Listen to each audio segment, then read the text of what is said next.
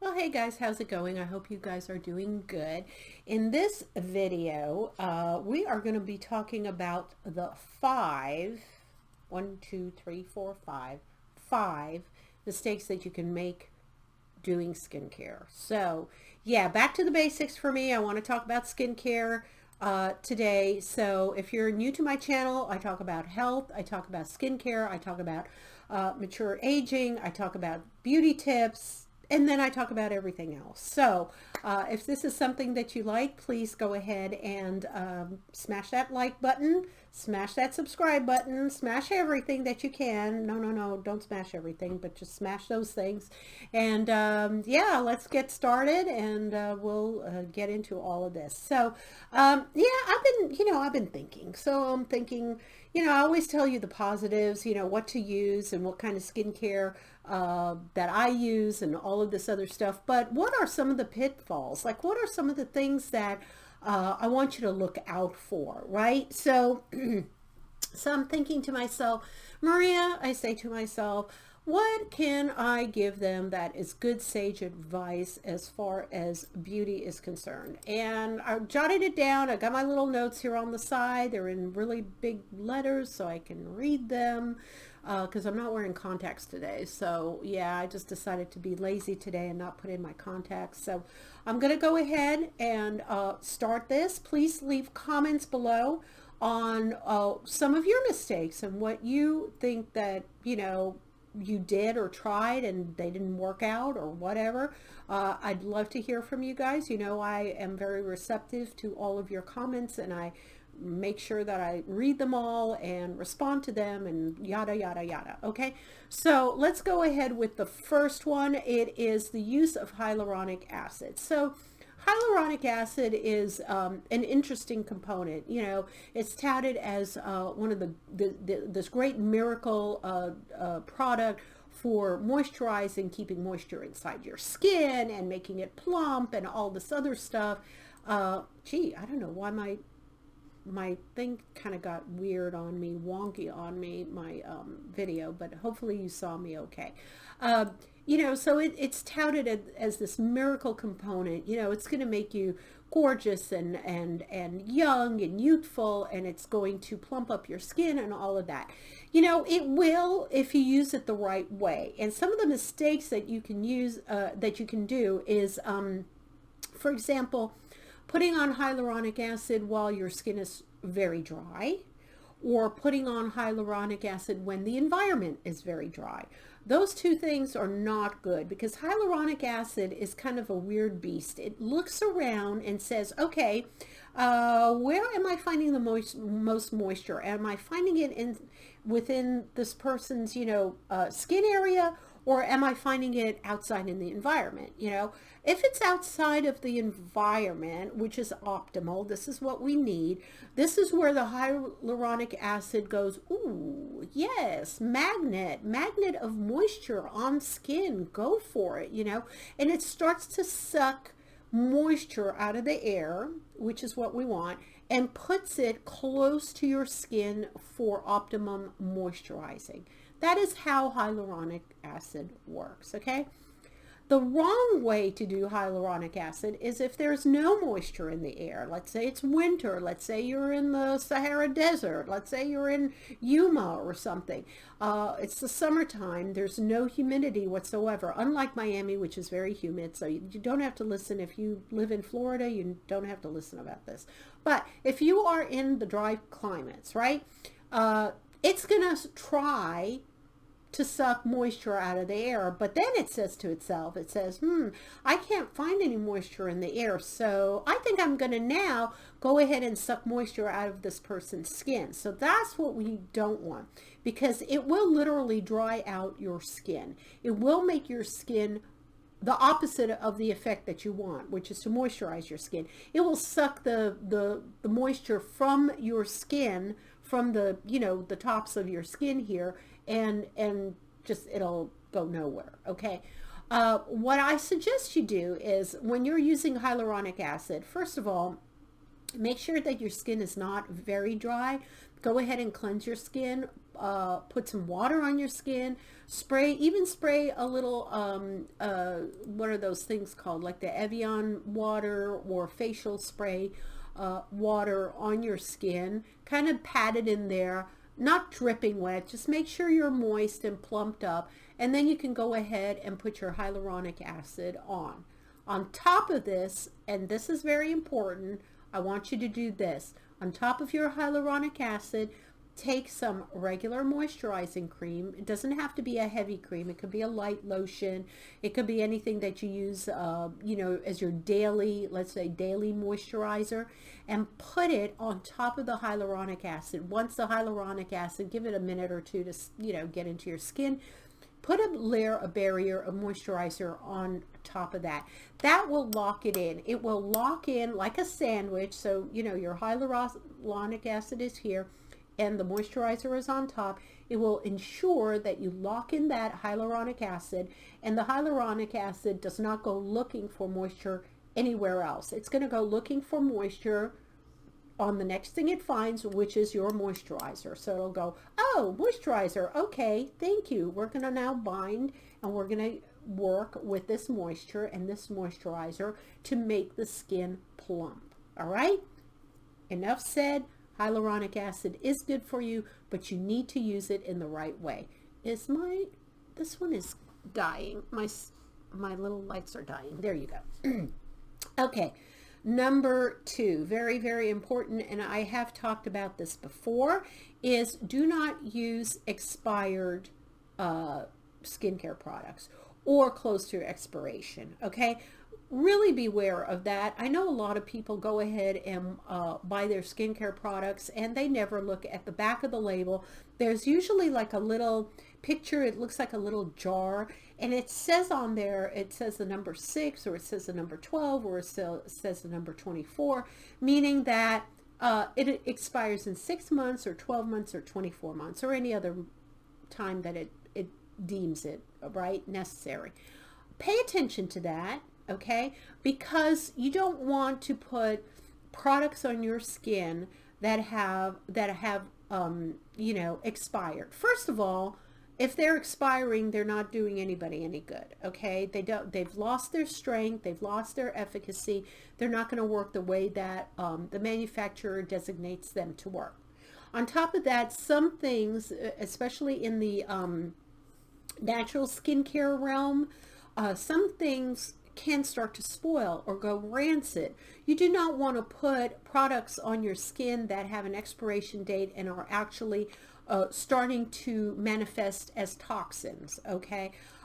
So definitely check those labels. What I do is I use a Sharpie, and it, you know, on the back of the label, I will go ahead and put down the date that I've purchased it. So, you know, whatever the month and the day is, I put down the day I purchased it. Now, that doesn't mean that, you know, if it's 6 months or 12 months expiration date, that it hasn't been sitting on the shelf for maybe 30 days or 60 days, you know, at the store.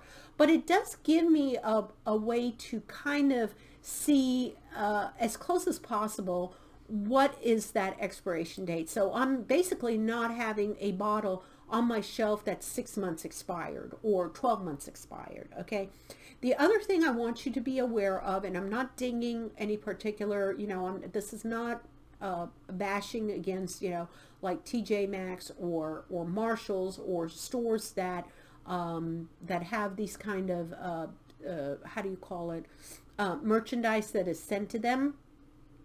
They have a skincare section. You know that if you go into Marshalls or TJ Maxx, they have skincare section, and that skincare section has all of these pretty good high-end, you know, skincare products that you can get at a discount price. They're really, really good, whatever, except for the fact that those labels that are in the back that say 12 months expired or 6 months expired or whatever, by the time it gets to TJ Maxx or Marshalls or these types of stores, these discounted stores, they're already have been sitting on the primary store shelf for probably 3 to 6 months. if not longer. These are all the overstocks, and these are all the things that the primary merchant has not been able to sell off. Therefore, they package up that skincare product or those products in boxes, and then they go ahead and sell it to TJ Maxx, and then it sits on their shelf for a while till it's sold. So please be very careful when you are buying skincare products from these facilities. I would not take that 6-month or 12-month. I would automatically cut that in half. Like if it says 12-month expiration, just know that maybe they've been around already for 6 months on a shelf somewhere. So I would just definitely cut that expiration time in half, okay? And again, mark your labels when you buy them.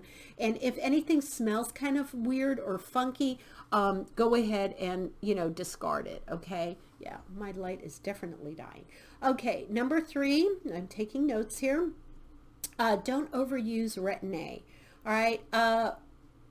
Especially prescription strength retin-a. I know some people want to start at, gung-ho for it. They want all the benefits of anti-aging. They want to skip the protocol of doing 1/4% or 0.5%, and then you're supposed to go up to 1%. You're supposed to use it, let's see, you use it, maybe once a week, then twice a week, then maybe every other day. Don't overdo it. Please listen to your skin. Please look at your skin and avoid irritation at all costs. More is not more with retin-a. More is not better with retin-a. There's a certain, I think it's like 0.5%, and honestly, like if you do 1%, there's studies that show it just doesn't do anything more for your skin. Going higher and stronger on your retin-a, there's no actual benefits or efficacy in using more retin-a. So please be very careful. The mistake that people make is using it too often and too harshly and too higher of a dosage. So start low, stick to a low one. If that's working for you, some people never have to go up to 1%. Like I think I tried 1%, a little bit, and I pulled back, and I did only 0.5%. Now I'm no longer using retin-a, and that's another story for another day. It has to do with my liver issues, so I no longer use any retin-a or retinol products, and I'll be making a video about that. But if you are capable and able to use retin-a and prescription strength, just make sure that you are not overdoing it, okay? All right, number 4 is do not over exfoliate. And again, this goes with, just overdoing it. We tend to just think that if 2 is good, then 4 is better. If 4 is better, then 6 is optimal, or whatever. It's all a numbers game with us. So we start to exfoliate and we see that it looks great, and then we go, you know what? I'm going to do it, twice a week instead of once a week. I'm going to do it every day instead of, blah, blah, because obviously then it'll be even better. No, it's actually going to be worse. It'll dry out your skin. Your skin becomes very irritated. It'll start to peel, especially if you're using retin-a or retinol products. Holy macaroni. If you start exfoliating on top of retin-a, you're in for, a harsh surprise. And that is that, your skin is going to be raw, basically. So do not over exfoliate. You can use chemical or manual exfoliation. It doesn't really matter. I don't have a preference one over the other. I do believe actually a good washcloth. If you feel like you might be overdoing it on chemical exfoliants or even scrubs for your face, just use a washcloth. Use it once in a while. I do that. I just I wash my face. I have a nice soft washcloth.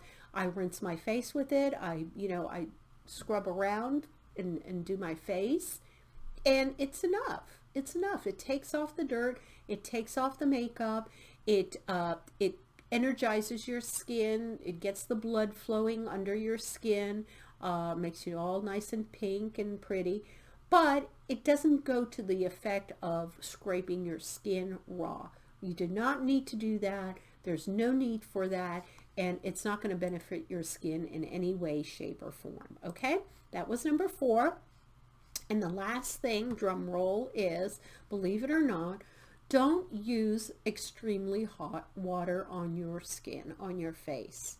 It actually dehydrates your face. When you get out of the shower, if you use very hot water on your skin, or even just the sink, you know, if you're in the bathroom and you're splish splashing around with extremely hot water on your skin, as soon as you dry your skin off, be sure to use moisturizer, because your skin is going to lose moisture. And the hotter the water is, for some strange reason, the more it just revs up your whole skin and your epidermis, and there it goes. It just starts to dehydrate your skin. There's no benefit to it. I myself use lukewarm water. I use just warm tap water. I do a gentle cleanse. Like I said, I might use my washcloth for a little bit of exfoliation, and then I rinse. I will rinse with some cool water, not cold, not ice cubes or anything like that. Cool water after the warm water, pat dry gently, and then apply my moisturizer, or my serums, and then apply my moisturizer, or my hyaluronic acid, and then apply my moisturizer. So don't overdo it with the heat. Heat just drains your skin. Okay, it just does. All right, so that was the 5. I hope you enjoyed this video, and I hope I brought some, you know, some light to this discussion.